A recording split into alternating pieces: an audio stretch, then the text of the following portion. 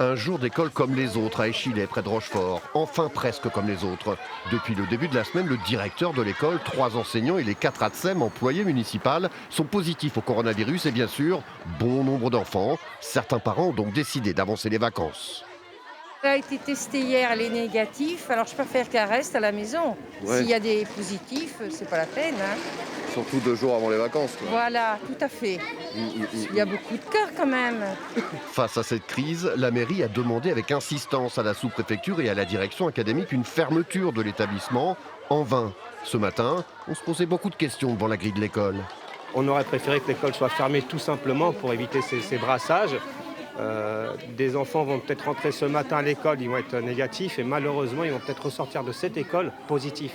Juste 2 jours avant les fêtes de Noël, c'est un peu compliqué, quoi. On ne comprend pas réellement la démarche du rectorat, du préfet. Nous, à notre niveau, on ne sait pas pourquoi c'est pas fermé.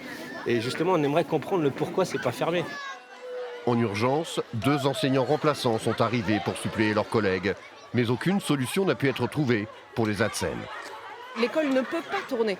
On n'est pas dans des conditions à la fois sanitaires et sécuritaires pour pouvoir accueillir les enfants. Et malheureusement, sans une fermeture administrative de l'école, les parents ne peuvent pas, eux, faire valoir leurs droits au niveau de leurs employeurs pour pouvoir rester à la maison, garder leurs enfants. Donc on est pris en otage.